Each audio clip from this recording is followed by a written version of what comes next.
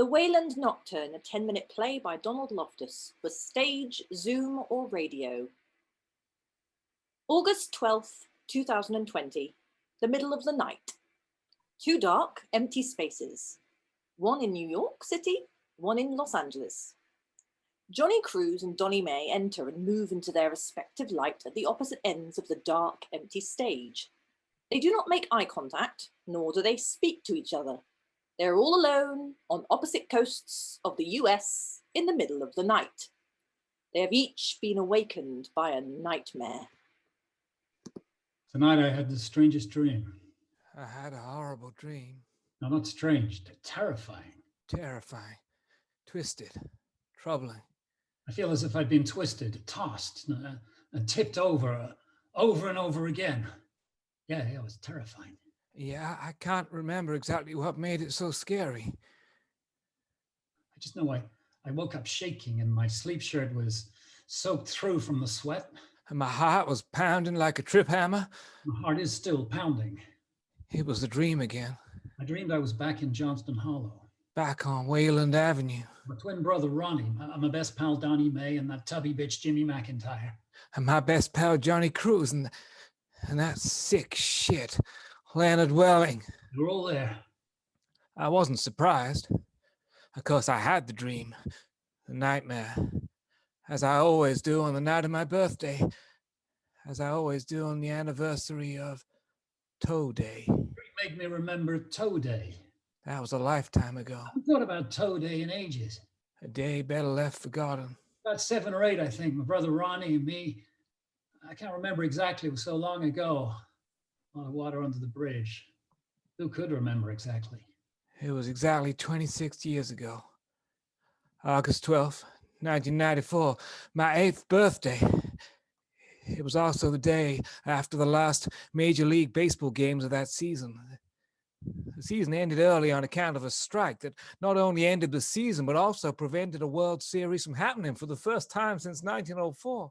Remember, it was hot as hell. The night before, Milwaukee played Cleveland. The Brewers kicked the shit out of the Indians. It was brutal. I was there. My dad took me for my birthday, as he did every year. But that year, he took me the day before my birthday on account of the threat of a strike. Definitely in the summer. And the what? The incident.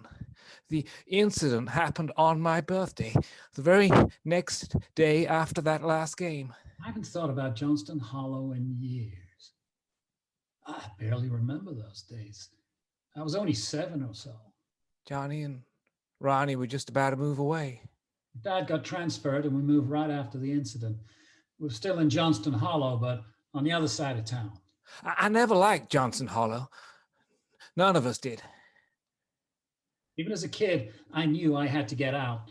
I'd leave just as soon as I could. I didn't care where. I just wanted to move away, and the sooner the better. I hoped to get out right after high school. And I did. We all did. Ended up here in New York City. Johnny's twin brother, Ronnie, he moved to New Orleans, and Jimmy McIntyre to Boston. My best pal Donny May ended up out in L.A. I've been in L.A. for over 25 years, and I have never regretted leaving Johnston Hollow. I almost never think about Johnston Hollow. Certainly not the Toe Day. And yet for some reason, it all came racing through me tonight. In this dream. In this nightmare. I have no idea why. I was sure I'd suppressed that day, that event, deeply, adequately enough. I've never forgotten it. Maybe because every year since it has come rushing back to me, but blazing through my brain in a birthday nightmare, almost as if to haunt me. Memories that dream has conjured up has upset me. Such more than I would have expected. It's made me feel, I don't know, guilty? As it has every year on the night of my birthday. His name was Kensick. Old Man Kensick, as we called him. He was creepy. We never actually saw him, but we knew he was creepy and his house was creepy. Scary and creepy. He'd yell at us, "Get away from my property. Go on now, get you punks." We heard him, but we never actually saw him. An angry old voice emanating from behind the hedges. The hedges, which concealed old man Keswick from the rest of the world, they grew immensely high, and they were incredibly well groomed. Always a mystery as to how or when this towering vegetation got its expert primping.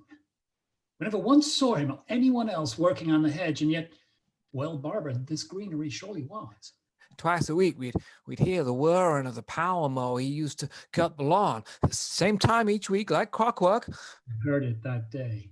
And we could smell the strong bouquet of cheap gasoline he used to run the mower. We could smell the potent exhaust fumes, even through that otherwise impenetrable shrubbery. Smelt it that day. And on that hot August day, the gang was, as we usually were on such days, in the middle of our red brick street known as Wayland Avenue, playing $3. $1 for catching it on a fly ball, 75 cents for catching it on one bounce, and so on. Probably Jimmy McIntyre was the worst player. He wasn't much for any sports because he wasn't any good at any sports. His own father said he threw the ball like a girl and ran like a clumsy bungler as a result of his weight. Nonetheless, Jimmy McIntyre did love to pay $3 because he could really hit the ball and he didn't have to run or throw much. My best pal, Johnny Cruz, he was by far the best at the game and usually racked up his $3 while I was still collecting only pocket change. But his twin brother, Ronnie, he didn't get a play because he was a bleeder. Too risky, Mom said. Mom thought every endeavor was too risky for Ronnie. Even sitting in a comfy seat at a Saturday matinee down the variety theater was too risky. As a result, Ronnie was a sad kid. He watched life from the curb, from the sidelines. Another kid, a real sick shit named Leonard Welling, was always trying to get into the game, but normally we wouldn't let him unless we really needed another player. We never could forgive him, not for trying to set fire to Mrs. Blair's cat muffin. Leonard Welling's opportunity to play would usually come on Fridays when Marvin had to leave us early on account of being Jewish. Then and only then would we let Lenny play. He was a wacko. Anyway, on this particular Friday, a blistering afternoon in August, the steam rose off the red bricks of Wayland Avenue as we played our third round of $3. Old man Kensick's mower made its whirring moans from behind the shrubbery fence. It made such a racket, we were forced to yell in order to hear each other. It seemed even louder on this day for some reason. We could again smell the toxic mix of gasoline, wet grass, and chopped dandelions. But this odor was also more distinctive this day. By the time I stepped up to bat, Donny May had already acquired 275. When the terrifying screams came through the shrubbery, the game stopped. We all stood frozen in our spots as we listened to the unseen but very audible horror. It was a wailing, squealing sound. A heart-wrenching, ear-splitting howling. Followed by a painful, violent, blood-curdling groaning. And then nothing. Silence. We just stood there, silently, staring at each other. We were terrified. And then, without discussing it, we just ran. We ran as fast as we could. Ran to the woods at the end of the Westland Road. Down past the Benton Creek.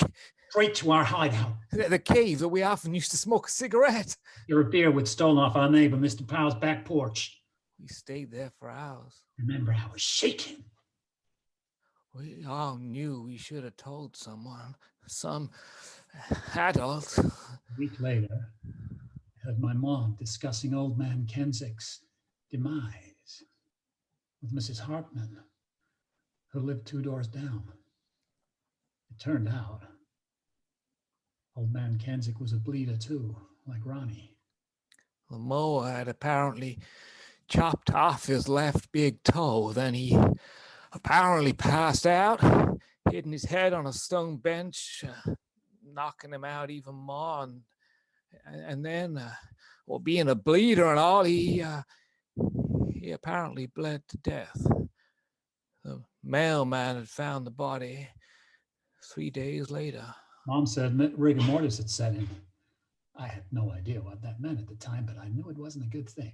We never told anyone that we heard the screaming. We knew we were responsible for the old man's death. Oh, we knew. We had told someone when it happened, some adult, the old creepy man would have lived. So we made a secret pact to tell no one, a secret pact to remain silent. And we stuck to that pact. We told no one. Well, I actually did tell my older stepbrother Nathan. He was not quite an adult. He was like 16 at the time, and he was as nasty as shit.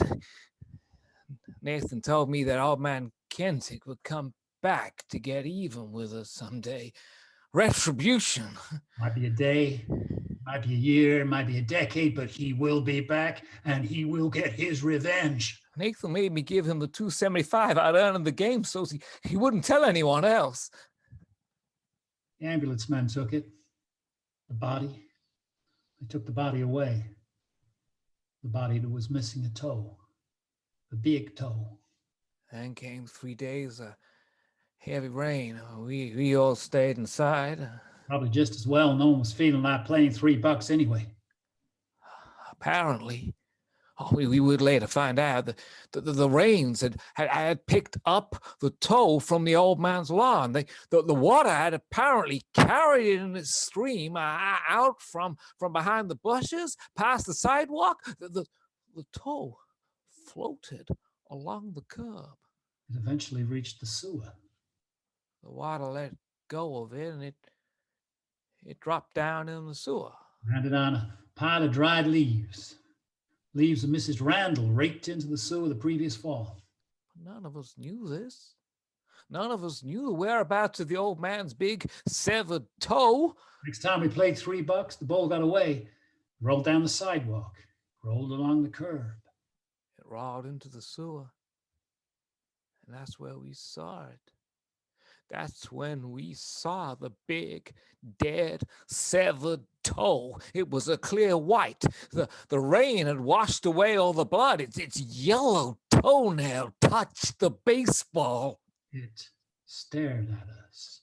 Ronnie threw up, and we all went home. I've never discussed this with anyone, and I haven't thought about it in years. Not until tonight. Nathan said, might be a day, might be a decade. For some reason, in this nightmare, it all came racing back into my mind. As I lay there, only half awake in my sweat-soaked nightshirt. I wondered if any of the others ever thought of the toe day. Donny May, Tubby Richie McIntyre, or that sick shit Leonard Welling. Did any of them ever remember it? Did any of them ever dream of it? But then I remembered, of course, that Ronnie Cruz was killed years ago in a boating accident down south. Right at the start of Hurricane Katrina. He was just 18 years old. Jimmy McIntyre died running the Boston Marathon. Dropped dead on Kenmore Square. Apparently he had a heart attack. Fat guys shouldn't run marathons. And years earlier, my one-time best pal, Johnny Cruz, was on a scout trip to New York City with his 9th grade class. I was so excited. I'd never been away anywhere before that New York trip. He died when Flight 11 crashed into the north face of the North Tower between the 93rd and 99th floors. He was on his way to the observation deck. He was just 15 years old. Donny May went missing. One day, he was gone. No note, no nothing. He'd gone to LA to get into films. I wanted to be the next Pacino. He wasn't there but a month. There was a search, but they found nothing. Well, somehow, As I lay here in my uncomfortably troubled state, I have this feeling deep in the pit of my stomach. Deep down in my soul. An almost certain feeling that this thing isn't over. There are still things for me to know. Things I don't yet realize. No, this isn't over yet. In fact, it may just be the beginning.